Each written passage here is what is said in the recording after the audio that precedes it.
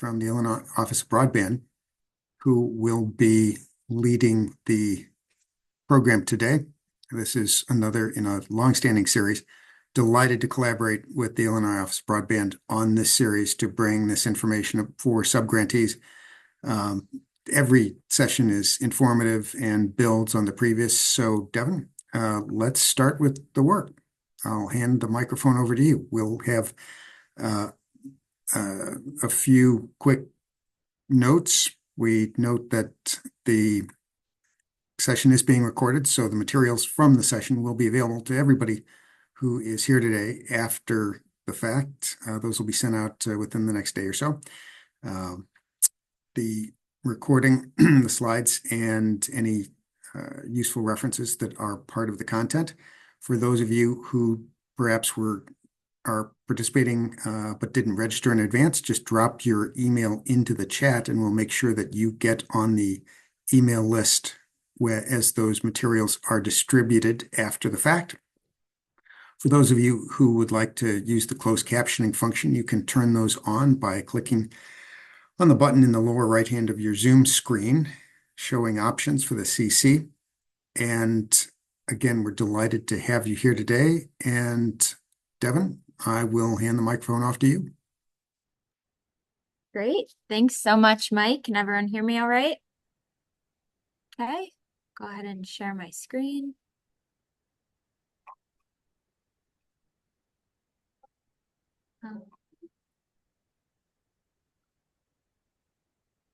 There we go. Okay. Well, good afternoon, everyone. Great to see you. Devin Bronstein from the Illinois Office of Broadband. So we are back for our weekly webinar series breaking down different topics related to the Broadband Equity Access and Deployment, or BEAD program, otherwise known as Connect Illinois Round 4. So as a reminder, we are hosting these weekly webinars to start getting folks familiar with concepts that might be new or different than previous Connect Illinois rounds or other state broadband grant programs. So each week we'll kind of do a deep dive into different topics and then have a space for questions, feedback as we roll towards our sub-grantee selection process. So today we're going to be talking about Illinois-specific labor and workforce requirements. So we have two guest speakers from the Department of Commerce and Economic Opportunity, Craig Colebrook and then Norman Ruano, who will take us through kind of deep dives on their subject matter expertise areas. So first, we will go through a recap of BEAD and progress to date. Always like to kind of frame on the basics for anyone who might be new in our audience today. Then we'll dive into requirements on labor standards and protections, talk about requirements for MBE, WE, and labor surplus firm inclusion, and then finally talk about Illinois Works. So quick recap why we're here today. The BEAD program is a $42 billion federal program with the goal of connecting all households to high-speed, affordable, quality, reliable internet. This is a national program that Illinois is participating in, and the goal is to invest in infrastructure and workforce in order to make sure that every unserved or underserved household and community anchor institution has that quality, affordable broadband connection. So specific to Illinois, we were allocated $1.04 billion to achieve this universal connectivity mandate. We'll prioritize those unserved and then underserved locations along with community anchor institutions. We'll run a one-year process to select those sub-grantees who will actually implement the broadband. We'll have a low-cost broadband affordability program, and we will follow that prioritization as I shared earlier. So like to flash up this timeline just to show kind of where we've been, where we are, and where we're going. We are just about wrapped up with our pre-qualification process. So the last batch of feedback on your pre-qualification materials is likely coming this week. So after that, you'll either have kind of sign off green light on most or all of your materials that were submitted, And otherwise, you'll have direct feedback from the Illinois team to consider as you prepare your application for the formal sub-grantee application this fall. So we'll share that feedback in sort of a final letter that you can keep and have ready for that sub-grantee application process. And always happy to meet one-on-one, chat, answer questions about your material specifically, as that would be helpful. Our challenge results are still in merit review and curing with NTIA, so anxiously awaiting approval on that front. And then the big update, just internally, we have been drafting the notice of funding opportunity that kind of governs all of those specific policy decisions as it relates to translating our initial proposal volume 2 to this actual program. So that NOFO is nearly complete and is being presented to our DCEO state staff next week for that final approval. And once we have that, we'll work on compiling all of the guidance documents, FAQs, again, everything that you need to know so you're prepared to apply. Then our next big milestone will be kicking off sub-grantee selection. So that will be preceded by publishing a final BEAD map along with the application materials, guidebook, for at least 30 days before the application window opens. Then we'll go through sub-grantee selection, our 3 waves, and result in our final proposal, which we will submit to NTIA with all of the provisional winners. So before I hand it over to Craig, just to give a little bit of an overview of kind of what we're looking at here. So there are various workforce requirements that have been built into both the BEAD program and our initial proposal volume 2, which are Illinois specific requirements. So to give you just kind of a high level overview of what's in there and what we'll be diving into today, this requires certain requirements around adhering to the Prevailing Wage Act. So Craig will go through that in a moment. We'll talk about local hire provisions, and then we'll dig into project labor agreements. What's required? What are the alternatives? And what does this actually look like? So with that, Craig, I will hand it to you, and I'm controlling slides. So just give me the heads up when I should flip. All right, thanks, Devin, and good afternoon, everyone. Just give me a high sign if you can't hear me well or whatever. Yeah, I'm here to talk about some of the labor protections on these broadband projects. I think what I really want to get across is that these are pretty simple concepts, and that with a little forethought, they're going to be really easy to comply with on your project. So it's nothing to be afraid of, so long as we take a few minutes beforehand to discuss what they are. And I think Devin will go over this again, but I also want to say that we are always willing to answer questions. We have office hours. We are very willing to go over this stuff with you guys in more depth. And I think that that can be a big help when we get into some of the specifics. But today we're going to start with an overview. And we're going to start with the Illinois Prevailing Wage Act. You can see on the slide, we have the statutory language. You can feel free to read that if you want, but it's boring, and I'm not going to. I'm going to tell you the context. This is a simple idea. If tax dollars are used on a construction or demolition project, then workers on that project should be paid a certain amount. The idea behind this is we don't want any races to the bottom. We want to level the playing field. And what we really need to know here is that all Connect Illinois projects, every project that we are talking about today, every project that you guys are involved with, will require prevailing wage. And that language is included in the grant agreements. So if you want to move to the next slide. So what is the prevailing wage? It is the wage that most people doing that kind of work make for it in the area that that work occurs. So it depends on geography. Cook County has different rates than Sangamon County. You sometimes even see that different regions of the same county have different rates. I've seen suburban Cook versus city of Chicago. I've seen North Madison versus South Madison, things like that. You should also know that this includes fringe benefits, so it may require paying into, a health fund, a retirement fund, a training fund, and it depends on the character of the work. In other words, the classification of the job.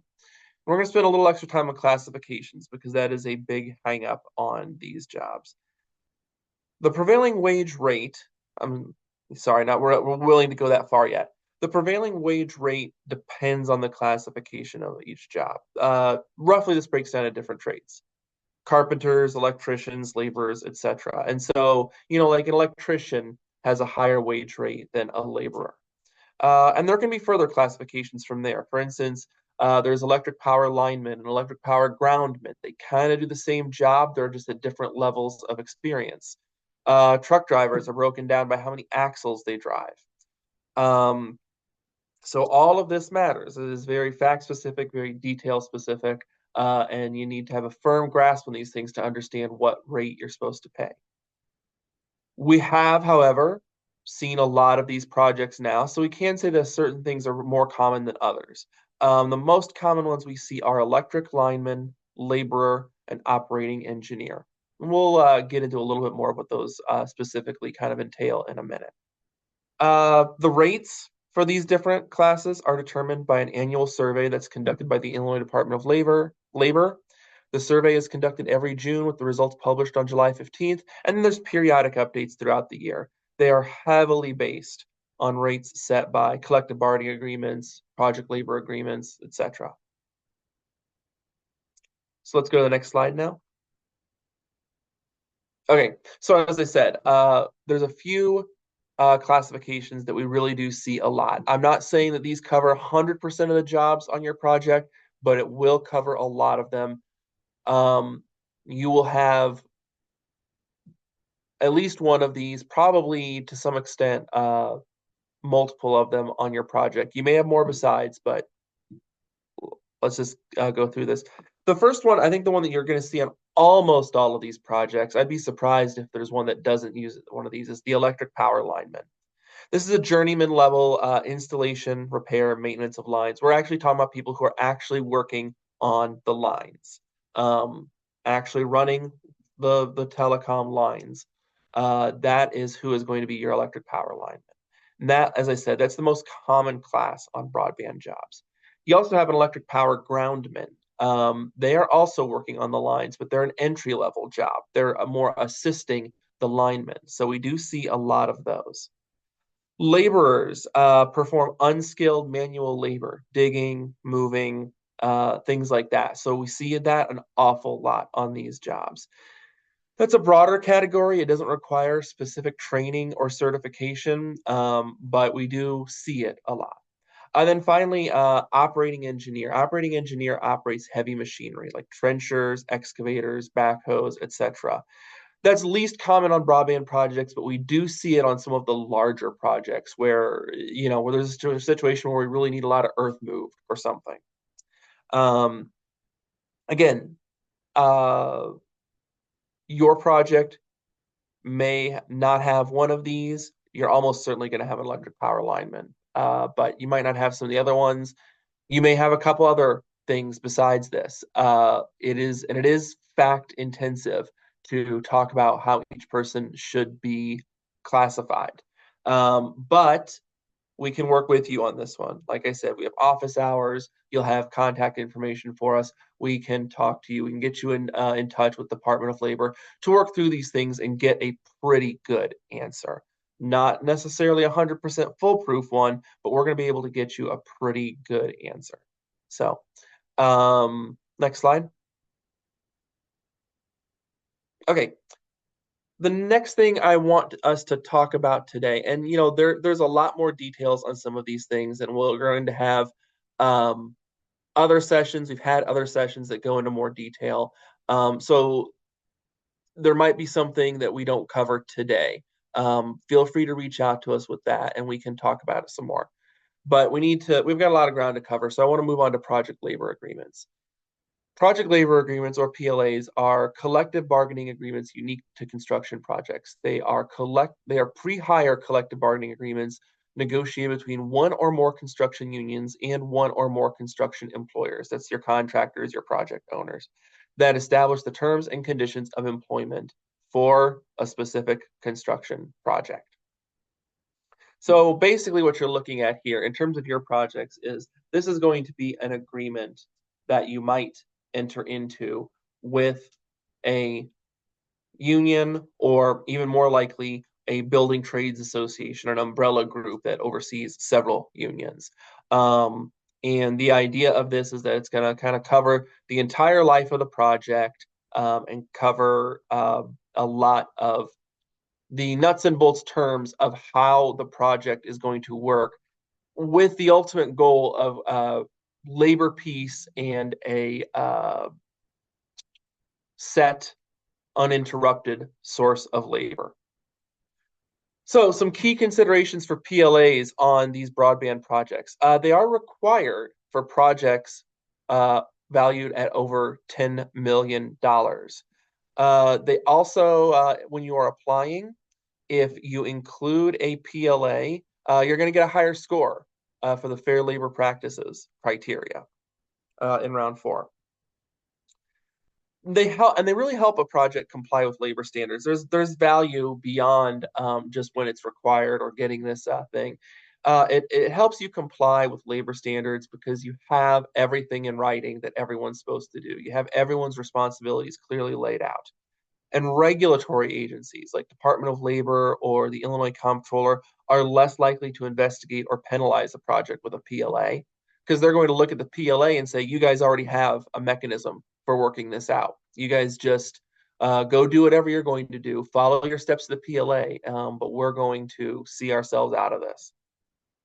And that is because, as I said, they clearly lay out the roles for the various trades, contractors, etc. It tells you what everyone's supposed to do, how much of everyone we're going to use. All of the nuts and bolts can or should be covered.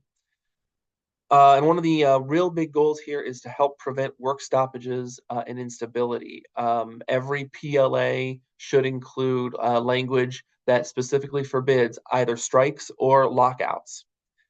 And they open up the lines of communication between the various entities involved in the process. You know, you've got to talk to the locals, you've got to talk to the building trades organization to negotiate the PLA. There will be pre-meetings involved. You're going to start building those relationships early so that you can tackle issues as they come up. And that's another thing. Every PLA should lay out a process to handle any disputes, be they disputes over pay, disputes over jurisdictions, dispute over protections. You can put all of that in a PLA, how you're going to handle all of those things. And then that, like I said, can keep the regulatory agencies out of this. So it can be a very valuable tool for everyone, even on a smaller project that doesn't necessarily require it. Next slide, please. There are a couple essential elements of a project labor agreement. These come from statute. First of all, they have to be between the entity that's running the project, in this case, the grantee, and at least one labor union. If it's not those two entities signing it, then it's not a PLA, just by definition. There has to be a guarantee against strikes, lockouts, or other work stoppages. They have to ensure a reliable source of labor. They need to set goals for women and minority contracting and hours. They need to permit the selection of the lowest responsible bidder. They need to set a process for resolving disputes, and they need to bind all contractors and subcontractors on the project. In addition to those requirements, there's a couple other things that aren't requirements, but they're just really good ideas. First of all, consult with the local building trades organization in the area that the project is going to occur. They cover all of the trades. Your project probably includes multiple trades, so going to the umbrella organization makes more sense. They probably already have template PLAs that you can use. And they can speak for all of the trades on the project. They can bind them all. Kind of dovetailing on that, use template or form PLAs when possible. These have already been stress tested, often approved by relevant government agencies like DCEO, like IDOL. They've seen these before. We know that they work. So to the extent that you can, don't reinvent the wheel. Make sure that the PLA has a process to deal with wage disputes, jurisdiction disputes, procurement disputes, etc. Those are the problems that we see on these projects from a regulatory standpoint. But like I said, if you have a PLA that already covers how you're going to deal with those things, both in terms of setting what the specifics are, but also creating a process to deal with disputes, you're going to have the regulatory agencies say, you know what, you've got a process to cover this. We're not going to get involved. Now, I said I'll use a template or a form PLA, but also from that template or form, add in any other clauses or provisions that you think are important. You know your project better than I do. It's not a one-size-fits-all situation. And broadband specifically is a relatively new field with a lot of things that the law is still catching up on. So keep in mind that you can change things, that you should include other things that are important to you. And then reach out early and keep the lines of communication open, because so many of these problems can be solved with conversations beforehand. They don't need to become a regulatory action on the back end. They don't need to become a dispute. They don't need to become a lawsuit, or go take it to arbitration. If you just talk about things ahead of time, you can really solve a lot of these problems. So keep that in mind. Okay, next. Okay, BEAD requirements for MBE, WBE, and labor surplus firms. Devin, did you want me to handle this as well? Yep, go for it. Okay, great. So BEAD projects require certain affirmative steps to assure that minority businesses and women's businesses and labor surplus area firms are used when possible. We'll just run through the list here. First, placing qualified small and minority business and women's business enterprises on solicitation lists, assuring that small and minority businesses and women's business enterprises are solicited whenever there are potential sources, dividing total requirements when economically feasible into smaller tasks or quantities to permit maximum participation by small and minority businesses and women's businesses, establishing delivery schedules when the requirement permits, which encourage participation by these kind of businesses, using the services and assistance as appropriate of such organizations and businesses, and requiring sub-grantees to take affirmative steps listed above as it relates to their subcontractors. So to meet these requirements, we require that all sub-grantees participate in the BEP, which uses multiple processes to ensure that MBEs and WBEs are utilized on these projects. Next slide. So the basic policy mindset here is that Illinois wants to promote and encourage the continuing economic development of minority-owned, women-owned firms and firms owned by persons with disabilities. To that end, we have the BEP Act, Business Enterprise for Minorities, Women, and Persons with Disabilities Act. And that accomplishes that goal by increasing the participation of such businesses in contracts and grant awards by the state. Every state project, including all of our BEAD projects, must comply with BEP. And the state has set an overall aspirational goal that no less than 20% of the total amount of state construction contracts and grants, in terms of money spent, must be awarded to businesses owned by minorities, women, or persons with disabilities. You want to get more specific on that, 11% of that has to go to businesses owned by minorities, 7% to businesses owned by women, 2% to businesses owned by persons with disabilities. Now, how do you know when you are dealing with a business owned by a minority, by a woman, by a person with a disability? Well, that has to be registered with the Commission on Equality. I'm sorry, a little tongue-tied here. The Commission on Equity and Inclusion. When we're talking about making sure that you have the right number of subcontractors, or the right number of hours, we are talking about going to a firm that is already registered with the CEI.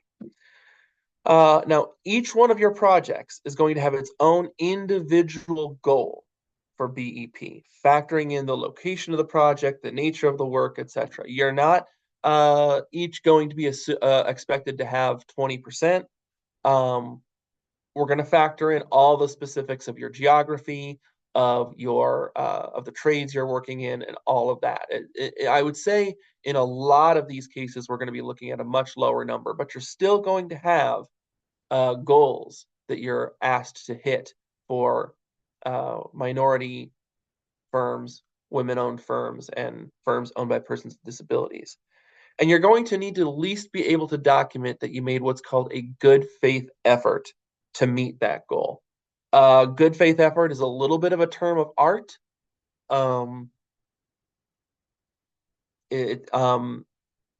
There's actually a lot of litigation and legislation around trying to define what that means. But the basic idea is you have to be able to show through documentation that you tried to get that number of those firms on your project. And if it doesn't happen, then it doesn't happen. Waivers are available, but you've got to at least document that you made a legitimate effort to get that. So next slide.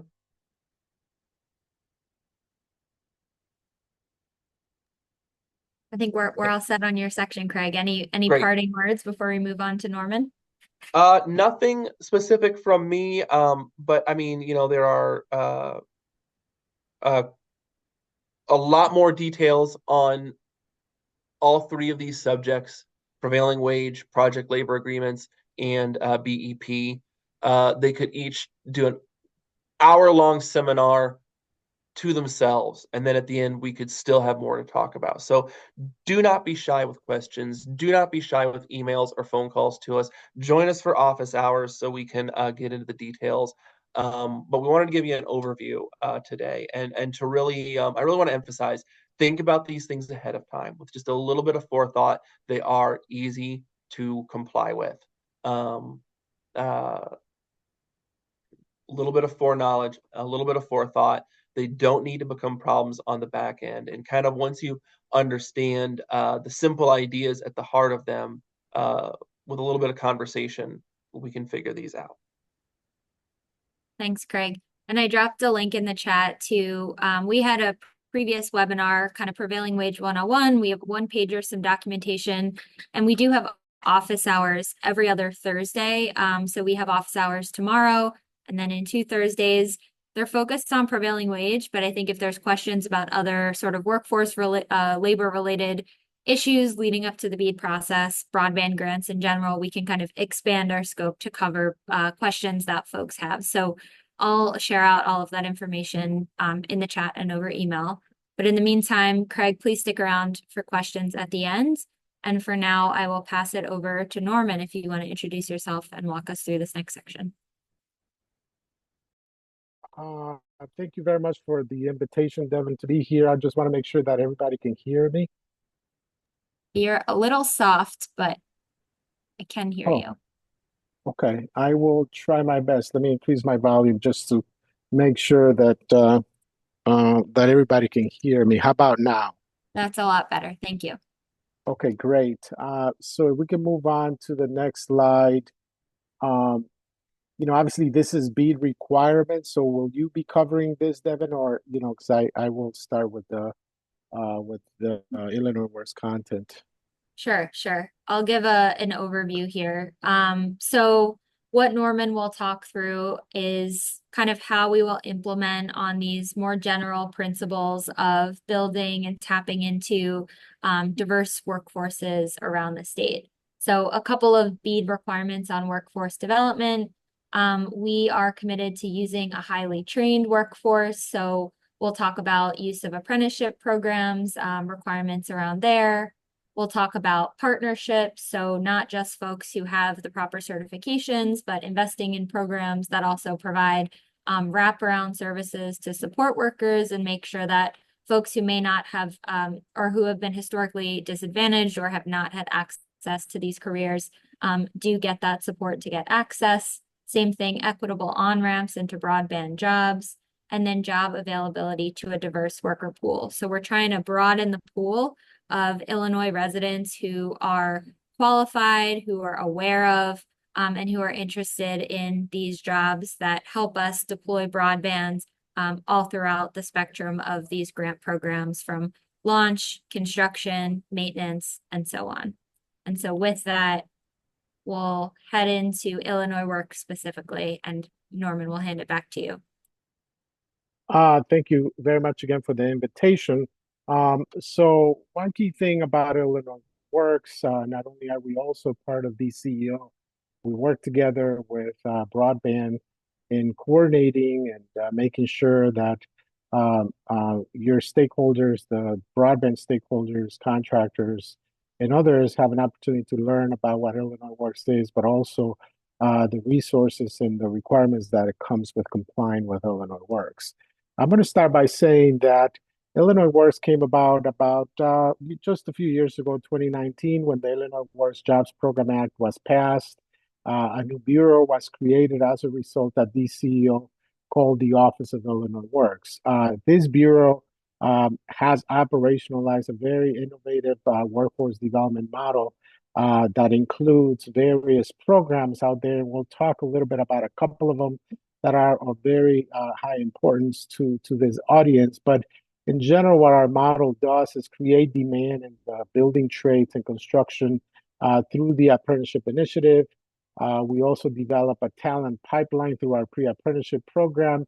And then we also provide incentive for employers to hire and retain talent graduates from our program, from our pre-apprenticeship program, through the BID credit program. Ultimately, our goal aligns very well with what Devin just mentioned a minute ago, which is we want to, the focus is to utilize these programs to increase equity in the construction and related sectors of the economy, while also developing a qualified and sustainable talent pipeline here in the state of Illinois for decades to come. So that's what Illinois Works does. But for the purposes of this presentation, we're going to focus particularly on the apprenticeship initiative and the pre-apprenticeship program. I will touch tangentially on the BID credit program later on. So moving on to the next slide. So here's the way the model works. As I mentioned, we're going to talk about 1 and 2, 1 being the apprenticeship initiative, 2 being the pre-apprenticeship program, very little on the BID credit program.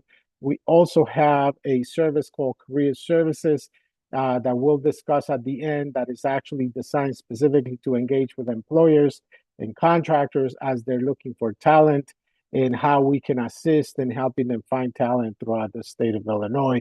All of this, once again, is focused on bringing about equity and sustainability to the talent pipeline for the construction industry and related sectors in the state of Illinois. Next slide, please. Okay, so what is the apprenticeship initiative? A lot of you have probably heard about this. This is a compliance program. It's a compliance requirement that goes on all projects, contracts that are at least $500,000 or more that are being paid for with, public money, right? Particularly state appropriated capital funds. The broadband projects that are executed are actually fall under this umbrella.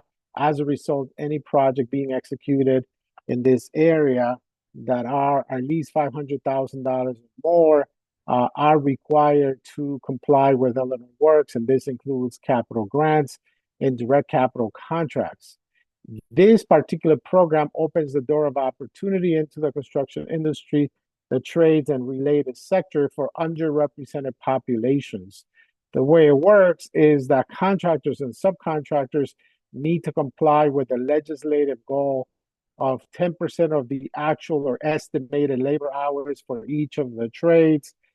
So if you're doing labor, if you're doing electricity, those trades, 10% of the hours for each of those trades are required to be done by apprentices, DOL registered apprentices.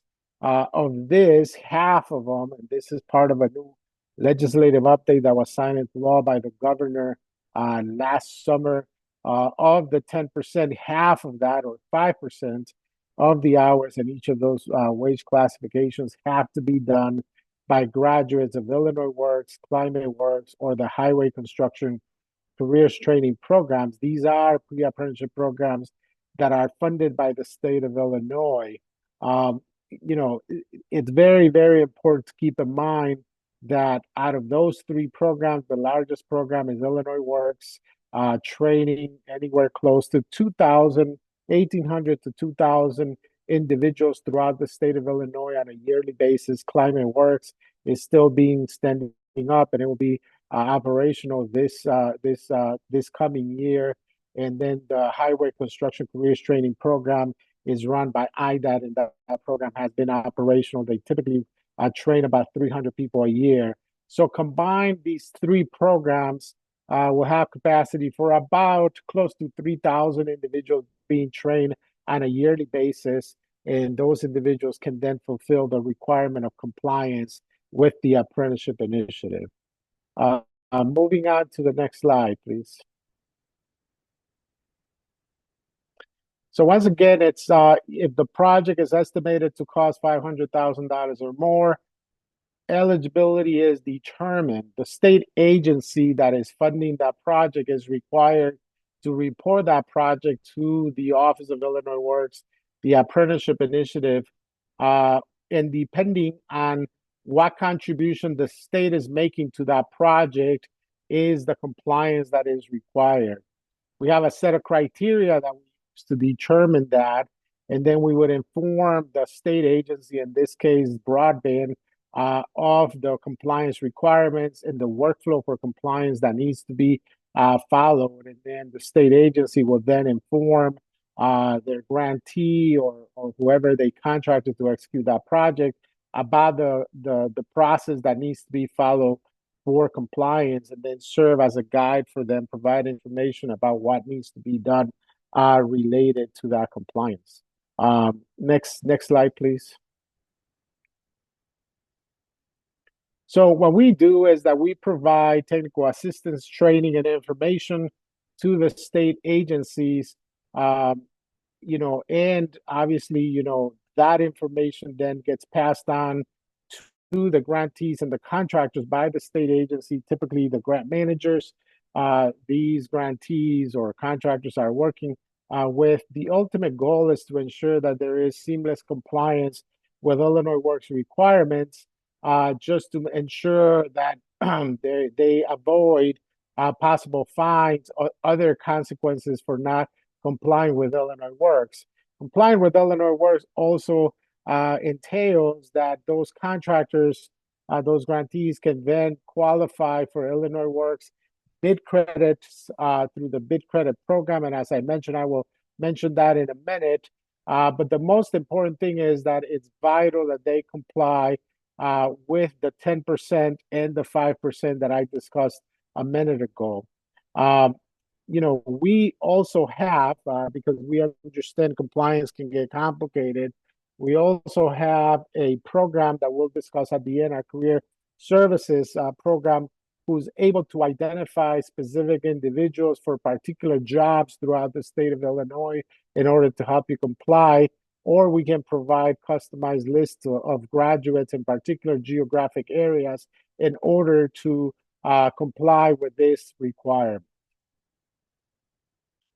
Moving on to the next slide, please.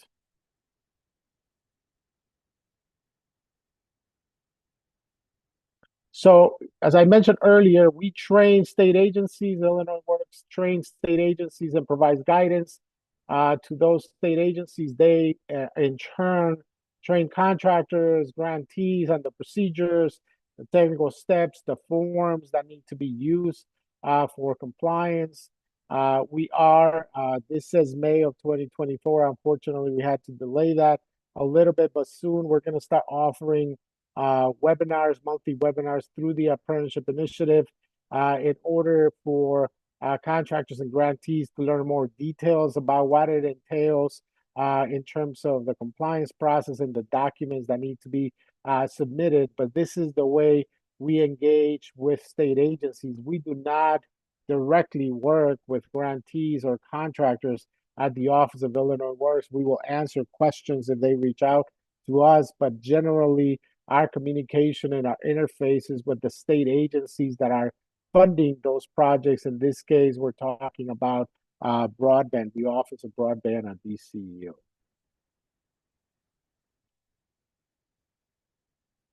Moving on to the next slide, please. So I think that if what's going to be important, I will provide a resource at the end of the presentation. There's a website at DCEO that was specifically created for grantees and contractors that have all the details, info sheets, and information related to these items that I'm discussing today.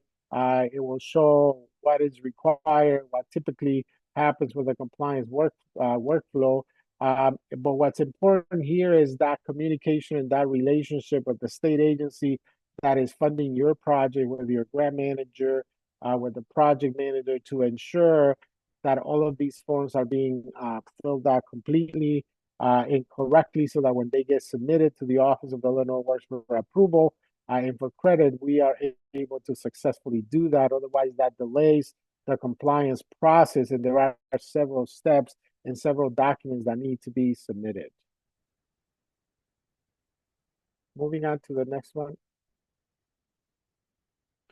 Okay, good. So that was the apprenticeship initiative, and as I mentioned, that is a compliance program. It is a requirement for projects that are at least $500,000 or more, that are funded with state capital dollars, for them to comply with the Office of Illinois Works. Now, I mentioned earlier there are a couple of things that we do in order to help grantees and contractors comply.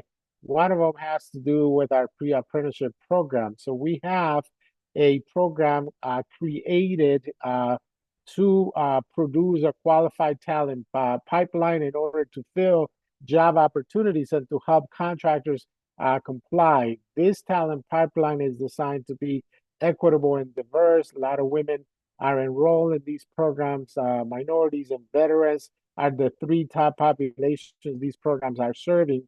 These programs not only enroll those populations, but they provide skills training and certifications through a network of community-based organizations. Community-based organizations are defined in the law to include colleges. There are community colleges, school districts that are part of this network. There are trade associations.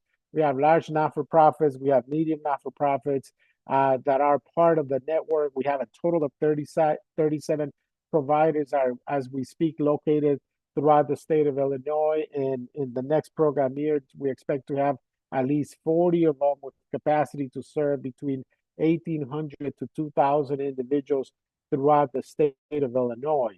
These providers are also required to provide transition services to those graduates, and their primary goal is to transition these individuals to U.S. DOL registered apprenticeship programs. They also work very closely with employers in their local communities.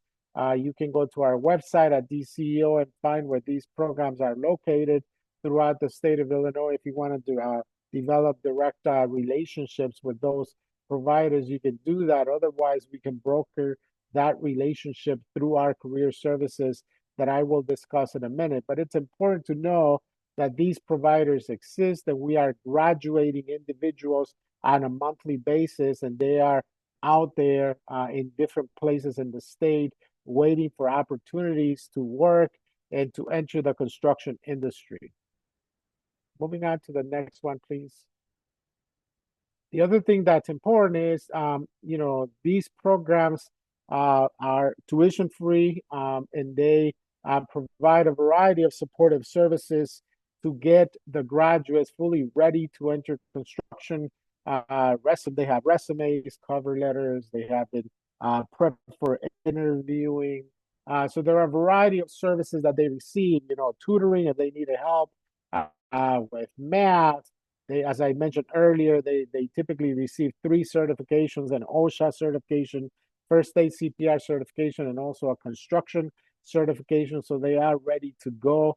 This is being funded by a $25 million annual appropriation the Office of Illinois Works receives from Rebuild Illinois, which is the capital investment system for the state of Illinois. We expect to receive this funding for years to come. And as I mentioned, not only is it a large system training about 2,000 people a year, we expect for that to be happening for years to come. So there's a reliable, consistent, ready workforce to be utilized for these projects. Moving on to the next slide. I mentioned earlier the BID credit program. So the BID credit program it's an incentive program that is part of the Office of Illinois Works. So any contractor that hires our graduates and retains our graduates can receive BID credits. And these BID credits are not only earned on state-funded projects, they can earn BID credits for a contractor, for an employer on any project they're working on, be it privately funded or state funded or city funded or any other type of funding mechanism you're using. These bid credits can then be used to our future bids. So if you're bidding projects in the future with the state of Illinois, you can use your bid credits to make your bids more competitive. It's an incentive program. We could, in the future, provide more information about this. But as I mentioned earlier, once I give you the information about where to find this information, you will also find information related to the bid credit. As I said, it's a comprehensive workforce development model. Not only do we have a compliance component, we have a pre-apprenticeship system to provide individuals to enter construction and related sectors, but at the same time, we have an incentive program for contractors and employers that hire these individuals that they can benefit from having these individuals by earning bid credits. Next slide, please. So the last component I mentioned earlier is our career services, and we call it the glue that keeps the system together. Career services was specifically designed to be an interface with employers, with contractors, with grantees, as they look for individuals to hire. As you have jobs and you're looking for talent in different parts of the state, you can reach out to our career services team. You can either do it through what we call job matching, where you could give us the specifics of a job, and then we'll give you a pool of candidates that have been vetted, that are ready to be contacted and interviewed for those particular jobs. Or you can request a particular customized list of graduates in a particular geography, and then we'll give you a list of graduates if you don't want to be the job, don't want to do the job matching. But at the end of the day, this team is the one that interfaces with employers, and we are there to provide all the services needed in order for you to hire individuals, in order to comply, to be able to earn bid credits. This team is constantly following up with graduates so that we know what their availability is. We know what their career interests are, if they're employed, if they're not. At the same time, we develop relationships with DOL registered apprenticeship programs to ensure our graduates also have an opportunity to enter those programs and make a long-term career in the construction industry and related fields. So this is an opportunity here to take advantage of this, to really, as I mentioned earlier, not only are we training a lot of people, we already have a lot of graduates. We have right now, as we speak, about 2,000 graduates located throughout the state of Illinois that are ready and able to work in these projects and participate and enter the industry. So this is a service, again, designed specifically for contractors, grantees, subcontractors, and such. Next slide, please. One of the key things that we did at the Office of Illinois Works is we wanted to ensure that employers had an opportunity to learn about these programs, these services, and do it in a way that was accessible and they could navigate successfully. So we created an Illinois Works contractor resource page. You can go to the DCO website, dco.illinois.gov, and there's a tab there, there's an option there on the menu called Assistance for Businesses. You'll be able to see it there. In fact, if I'm able to, Devin, I would love to show it on my screen so that they can actually see how to navigate that and how to get to this resource, because it's a very important resource for all contractors and all employers interested in securing talent for them to comply, but at the same time, just looking for individuals to hire. So am I able to share my screen and show that quickly, Devin? Yeah. Are you able to, or do you need Yes. permission? Yeah, Okay. no. Here I am. Can you see my screen? Yep, we see the DCEO website. Okay, great. So this is the general DCO website.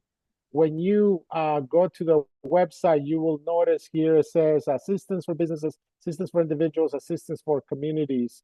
If you click assistance for businesses, you will notice at the end the Illinois Works Contractor Resources page. It will lead you into the page, which is the gateway into all the program information. But on this particular page, you will find information about our bid credit program, the pre-apprenticeship program, career services, the apprenticeship initiative. You can click on some of these links, and there is a one-sheeter there with all the details about each of those programs. If you want more information, after you go through this page and would like to see, for instance, more information on the bid credit program, you can just click on the bid credit program and it will take you to the program's own page, and you will find there a variety of resources that were specifically designed for contractors, for employers, and that are there for their consumption. So this is the same case for the apprenticeship initiative, is the same case for career services. So I've been mentioning career services and why that is important. Here you can come and provide a job order for us. If you want us to help you find individuals for a particular job, or if you want a customized list of graduates, you could also just request a customized list of graduates by filling out an electronic form, and then our career services team would work with you in order to provide those resources as needed. So that's the very important resource that we have created.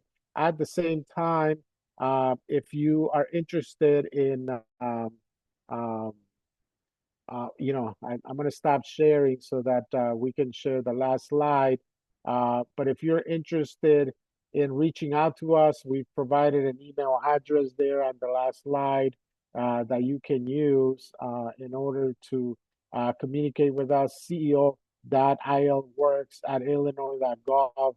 That's where we can you can send us an email, and we will provide a response to any questions that you may have. So that's the content I needed to cover today for Illinois Works. Thanks again for the invitation, and I'll be here for any questions that you may have. Great. Thank you so much, Norman. And just to wrap up here before we move to questions. So our next webinar is next week, the 18th, 12 to 1, as per usual. So if you were forwarded this invitation and need the registration link, we'll share that out afterwards. Don't hesitate to reach out with any questions to broadband@illinois.gov. And if you don't receive our regular updates, the link on the slide will bring you to our intake form so you can get kind of tailored updates. So with that, let's go through some of our questions in the chat and then see if there's anything else that folks want to cover. So we got one question, Craig, this one might be for you. The BEP, DBE, MBE, WBE certifications, are they state, county, or city certifications? These are all done at the state level.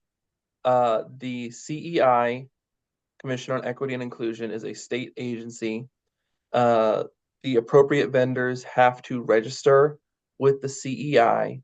Then the CEI keeps a list for all other state agencies to use. So it's all a state level process. Great.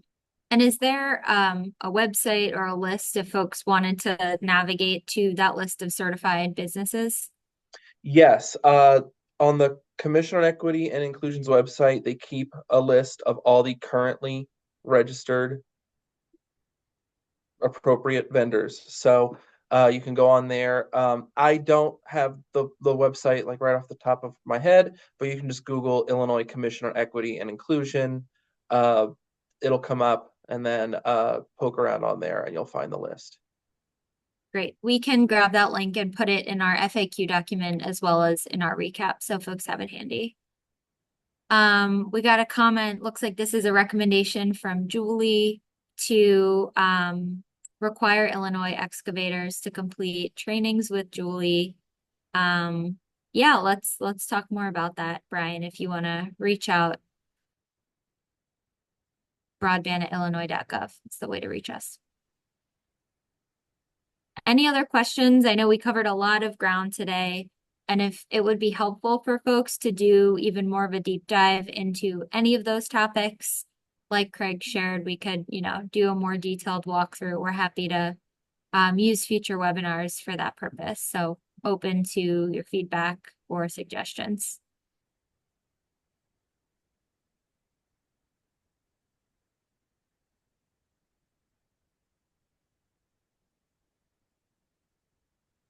Great. Any final questions there?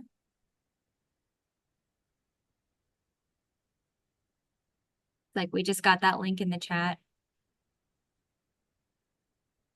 Well, if there are no other questions, please look out for the email with the Illinois Works contact information, with Craig's information. Again, these are programs to make sure that Illinois has a healthy, thriving, supportive workforce that's inclusive to everyone. So we do this due diligence up front, but as a result, we get to live in a state like Illinois and support folks to get into these careers that may end up being really lucrative for them at the end of the day. So we are here to partner with you and support you as you learn about, get comfortable with these requirements, because we want to make it as easy as possible to ensure a successful BEAD program. So again, reach out if you have any questions. We'll share a recap over email. And if there are no other questions for now, we can close out. Thanks, everyone. Devin, thank you so much. Craig, Norman, thanks for your participation and your terrific presentations. Great material. Always, we're creating a terrific resource here that is available live and archived. So until next week, thanks very much. Thank you, everyone, for being here, and we'll see you in a week's time. Sounds good. Bye.